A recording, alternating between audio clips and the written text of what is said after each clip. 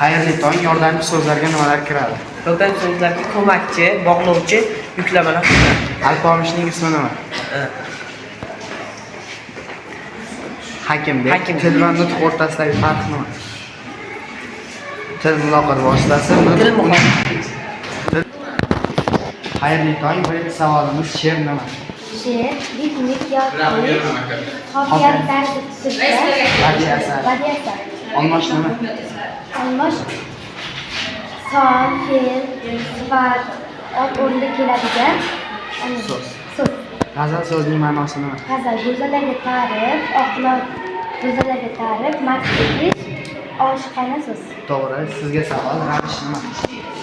Ravish, Tezroq javob beramiz. Harakatning belgisi, tarzini, paytini bildiruvchi so'z. Amonim nima? Shakldosh so'z. Xayrli tong, sizga birinchi savolimiz, alpomishning ismi nima? Hakimdek. To'g'ri. So'z turkumlarini o'rganuvchi tilshunoslik bo'limi. Morfologiya. To'g'ri. Antonim nima? Antonim bu bir-biriga qarshi so'zlar ma'nolari. Hammasi to'g'ri. Xayrli tong, sizga birinchi savolimiz, hamsanavislar kimlar? Assalomu alaykum. Hamsanavislar o'zi 5 ta. Birinchisi Tezroq 4 ta edi. Nizomiy, Dehlaviy, Jomiy, Navoiy. 3 ta kitobdan iborat roman. tetralogiya. Trilog. Darak, so'roq, buyruq, unov bular gapning qanday turini bildiradi? Tuzilishiga ko'ra. Ifoda maqsadiga ko'ra turlarni bildiradi. Xayrli tong, sizga birinchi savolimiz, nutq tovushlarini o'rganuvchi tilshunoslik bo'limi. Tezroq javob beramiz. Fonetika edi. Yulduzli tunlar romanining bosh qahramoni kim? Tezroq javob beramiz. Zahirdin Muhammad Bobur edi. Qaysi, kimga so'zlari, qaysi so'z turkumi? Olmosh edi. Tong, Chingiz Aytmatovning qanday asarlarini bilasiz? Muhkama, sarvaqomat tilbani, Qiyomat va Jamila kabi asarlar mavjud. Adabiy tilning nechta nutq uslubi mavjud? 5 ta. Qaysilar?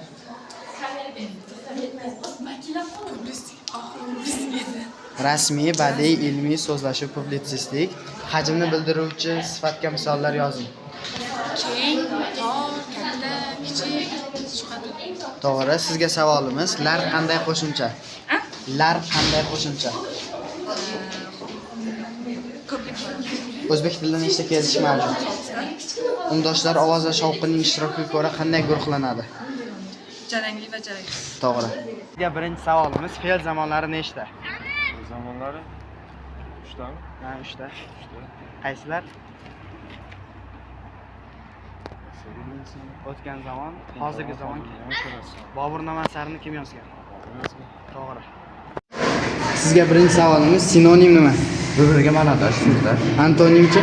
Qarama-qarshi so'zlar. Tinish belgilarini o'rganuvchi bo'lim. To'g'ri. Assalomu alaykum bolalar. Sizlarga savol bermoqchimiz. Ona tili fanida ot so'z turkumi nimani bildiradi? ot so'z turkumi shaxs narsaning nomini. To'g'ri javob. Qanday so'zlar bosh harflarga yoziladi? Ismlar va atab qo'yilgan barcha nomlar. Mana shu bola savollarimizga zo'r javob beryapti. Kattakon rahmat sizga. Sizga savol. Fe'l nima? Fe'l shaxs narsaning harakatini bildiruvchi so'z turkumi. To'ppa-to'g'ri. Til insoniy ko'zgusidir degan fikr nimani anglatadi? Insonning inson va madaniyatini o'zlashtiruvchi a'zosi, eng kerak a'zosi. To'g'ri. O'tgan kunlar romanining muallifi kim? Abdulla Qodir. To'g'ri. Sifat nima? Sifat narsaning xususiyati yoki belgisini bildiradi. To'ppa-to'g'ri. Layli va Majnun dasturining muallifi kim? Alisher. To'g'ri. Qo'shma gap nima? Qo'shma gap gapda ikkiga ortiqcha gapning birikmasi. To'ppa-to'g'ri. Rahmat sizlarga kattakon. Salom, sizga birinchi savolimiz, o'zbek romanchiligining asoschisi kim? Abdulla Qodiriy. To'g'ri. Ikkinchi savolimiz, o'zbek tilining izohli lug'atida nechta so'z bor? 81 ta. To'g'ri, kattakon rahmat. 100 ta savolga 100 ta javob loyihasi bo'yicha bir nechta savollarimizni beramiz. Qisqa vaqtingizni olamiz. Ravish nima? Ravish bu kim yoki nima so'roqlarga javob beradi. Yo'q, xato. Harakatning belgisi, tarzini, paytini bildiruvchi so'z ravish deyiladi. Kecha va kunduz romanini kim yozgan? Tezroq javob beramiz. Cho'lpon edi. Sizga savolimiz fe'l nima? Fe'l bu harakat va holatni bildiruvchi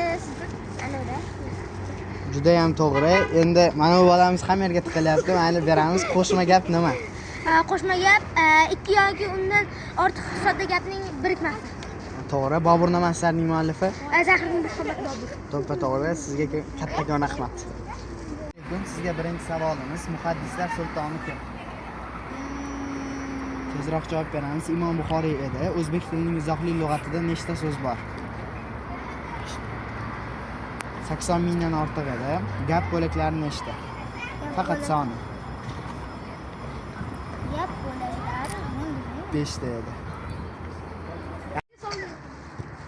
Salom, sizga birinchi savolimiz. O'tgan kunlar romanining muallifi kim? Tezroq Abdulla Qodiriy edi. She'r nima? She'r nima? She'r. She'r bu qofiyasi bir-biriga kelishadigan so'zlarning birlashgani va u har bir inson